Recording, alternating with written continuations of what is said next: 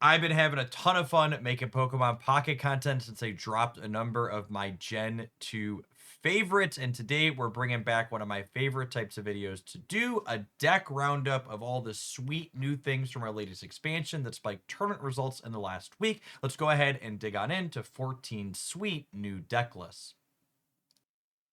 Crobat EX alongside Sylveon for consistency and Darkrai for additional chip shots and a secondary attacker was the most popular new deck list in our community run tournaments this weekend. It's easy to see why, from pure theory perspective, Crobat EX hits really hard and fast, cracking for 80 points of damage with its poison trigger on the second turn of the game if everything lines up with rare candy. And when you mix in some chip shots from Darkrai as well, you're effectively doing 110 damage per turn cycle on a single energy attacker. Because it's a stage 2, it's also got a pretty beefy HP pool of 170, which when you combine that with Cape, you get a lot of sustainability in addition to really fast damage.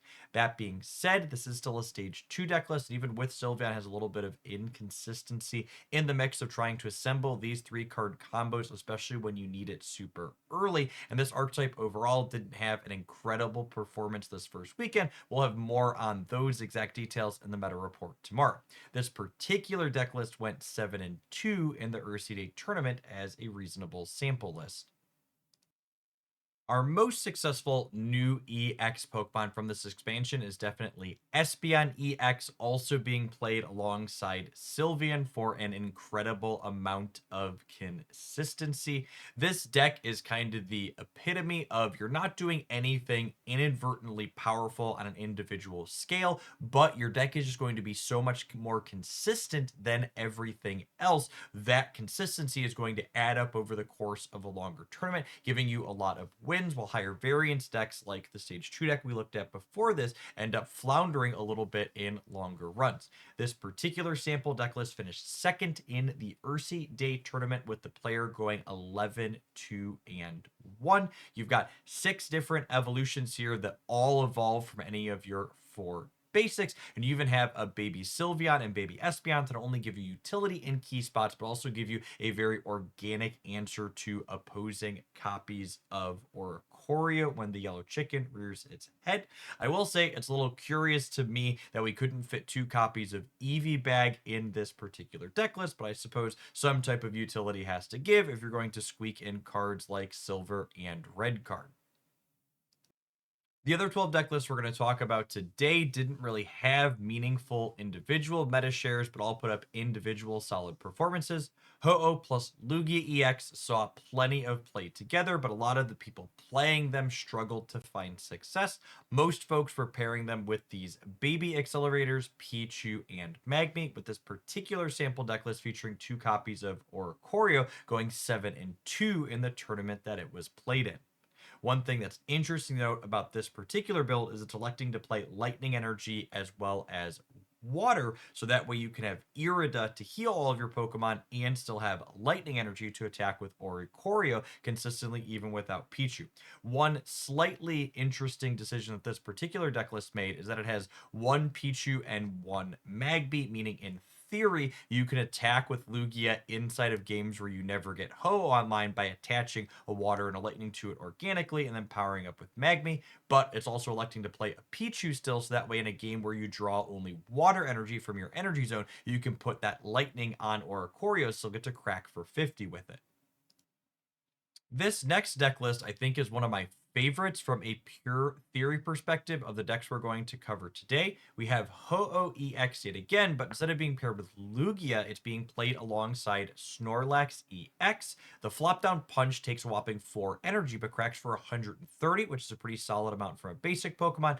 And Snorlax has a massive HP pool of 160 and heals itself for 20 every turn while it's in your active. Because Snorlax is colorless, you can play it with Ilima as a way to allow it to stall up front while you build up energy on your Ho-Oh. Then you can bounce the Snorlax back to your hand, replay it out, and have Ho-Oh Phoenix Turbo energy onto that Snorlax so it can get ready to attack. I also like that this deck list isn't all in on the Ho-Oh plan to get accelerating, playing a copy of Magby as an additional way for you to get energy on Snorlax faster so it can be attacking even in games where Ho-Oh is a little bit shy. This archetype also gets to leverage Lyra as a new supporter as an efficient way to swap Snorlax out when it gets damage marked on it instead of being stranded with its heavy retreat cost.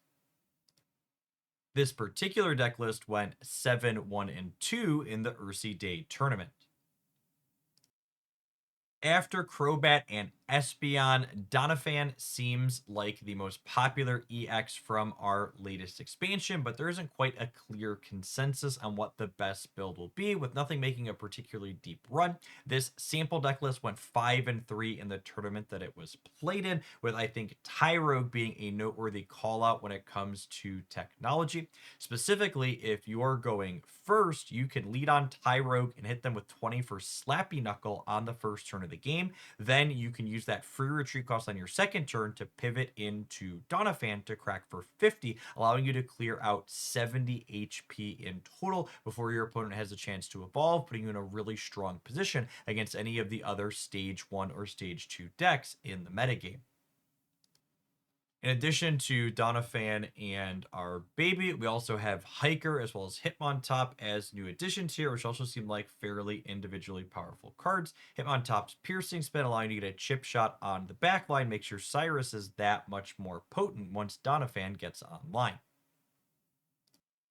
Moving along to some of our non-EX cards from our latest expansion, we have the supporter Will appearing in a number of powerful looking shells. Will guarantees your next coin on the turn you play him is heads. This is incredibly strong with both Alolan Exeggutor and Exeggutor EX. If you're someone that played Pocket on release, you know there's a lot of games where when you're going first with Exeggutor EX, if you hit heads on your first coin, you effectively win the game on the spot, and Will allows you to put together a 3-card combo to have that happen that much more often. Alolan Exeggutor's 150 damage attack is a very similar setup, especially when you're pairing it with the Growth Spurt Execute. You can threaten to do 150 damage on the second turn of the game. This allows you to clear out things like opposing Eevee evolutions, as well as basics like Darkrai and even Ho-Oh from our latest expansion. This build's also playing Eevee alongside Leafeon, whose Forest Breath can give you an additional way to get energy going on Alolan Exeggutor ahead of time. One thought that crossed my mind is I wonder if it's possibly worth splashing at least even a single copy of Sylveon into this build to allow you to draw into your combos a touch more consistently, since you're already playing Eevee anyways. This particular sample deck list went 5 and 2 in the tournament that it was played in. Another build of Exeggutor Will that went 5 and 3 in the tournament that it was played in is featuring Serena as its secondary attacker. Serena can technically benefit from Will guaranteeing at least 50 points of damage with her attack, but it's worth noting he doesn't impact the second or third coin that she's doing. I think from a pure theory perspective, I like the idea of having these high HP single knockout point Pokemon that your opponent has to push through, but I think if I were to try this deck out personally, I would probably sample the technology from the first list of including at least one Exeggutor EX so you can evolve your egg a little bit more consistently and get the random power first turn wins that you're occasionally going to get with that. Next up, we have Skarmory EX making an appearance. This 140 HP Pokemon cracks for 70 for 2, also protecting itself a little bit, which in tandem with its supporter Jasmine can take a whopping 70 less damage the following turn. This means even with its weakness to fire, it can survive a hit from something like a Stoke Charizard, which is excellent. We combine this with a variety of healing options, such as the Comfort Song every turn from Wigglytuff and the equipment Steel Apron, which not only prevents status conditions on the Skarmory so poison can't chip away at you, but reduces the damage that you take every turn even further. This particular deck list went 5 and 3 in the Ursa Day tournament. In addition to Skarmory EX, Jasmine also protects Steelix, a 150 HP stage 1 that can crack for 110 damage for for energy. While this is a big ask, it's important to remember that Genetic Apex supporter Brock gets you fighting energy on Onix sooner, and because Steelix requires 3 colorless energy for its attack, it means we can technically accelerate into this faster. I like pairing this card with another 1 knockout point Pokemon, in this case Skarmory, who can hit hard and fast and only needs a single energy, so you can get chip shots of damage in while you're charging up your Steelix in the back. I will say one piece of technology I would like to consider in this deck list if I were to try it personally is at least a copy or 2 of Lyra, so that way in the games where you lead on Onix, if your opponent gives it a chip shot, you can swap it out for Skarmory to get damage in yourself while you build up your big hitter. This particular deck list went 5-2 in the tournament that it was played in. Next up, we have a Typhlosion Turtonator deck list that went 7-3 in the tournament that it was played in.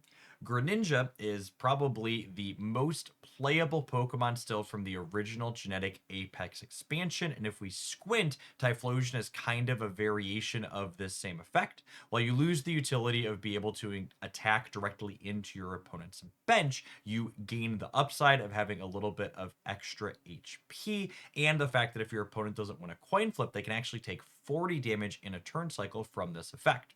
When you pair this with Turtonator, who can be charged up in advance by Key Y, we can actually hit for a ton of damage very quickly in this deck. If you rare Candy on the second turn and Fire Breath, and you hit your extra energy on the first turn with your Turtonator, you're actually hitting for a whopping 110 before your opponent even has a chance to evolve or attach their second energy.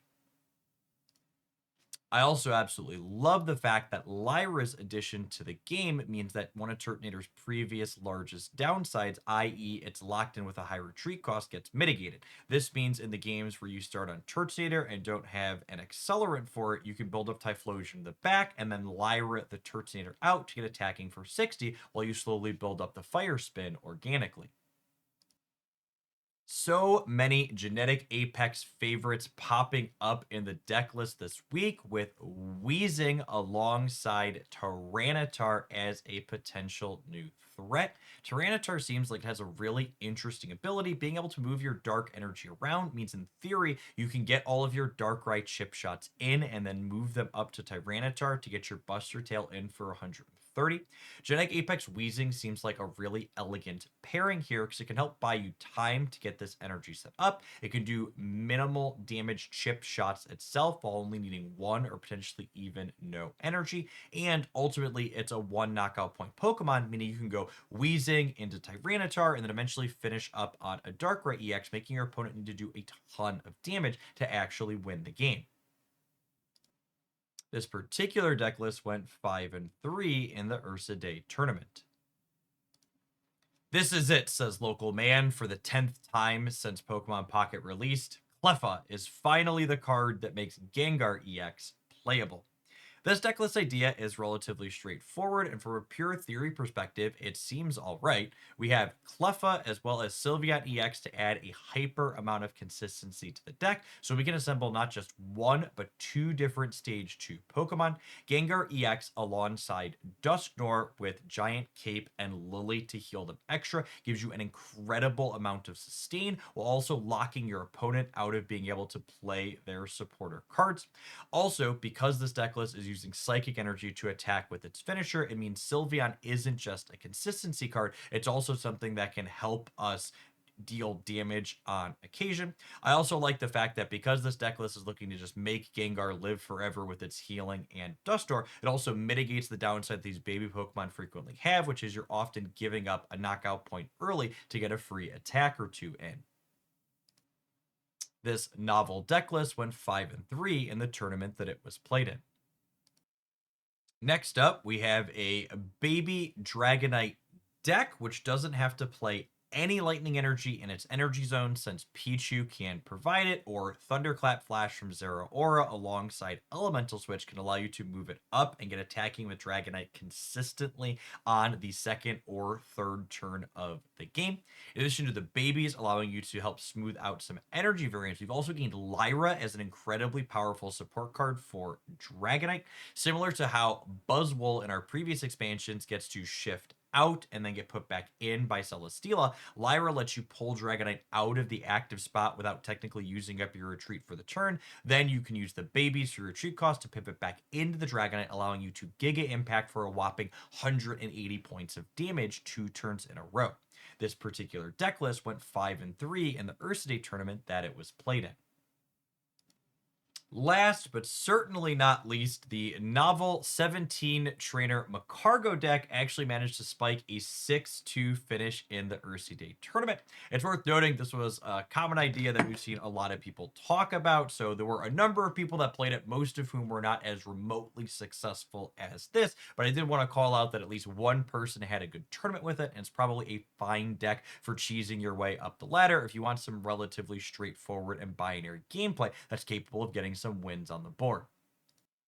As the saying go, absence makes the heart grow fonder, and honestly, I'm quite fond of everything that's going on in Pokemon Pocket right now. I've been having a ton of fun stomping up the ladder, and we're back to streaming it here on this YouTube channel, as well as my Twitch channel several days per week, and you can expect a flow of deck roundups like this one, as well as highlights with the comments enabled once again down below. You should let me know which of these deck lists I should try out to feature on the channel here ASAP. I would also love to hear any other sweet deck lists I didn't cover today that I should consider playing at some point in the future. As always, I appreciate everybody that made it all the way through to the end of today's video, and hope your next pack is an excellent one. If you enjoyed today's roundup, make sure you smash the like button. I hope you'll subscribe to the channel if you're not currently, and join us again for some more excellent Pocket content in the not too distant future.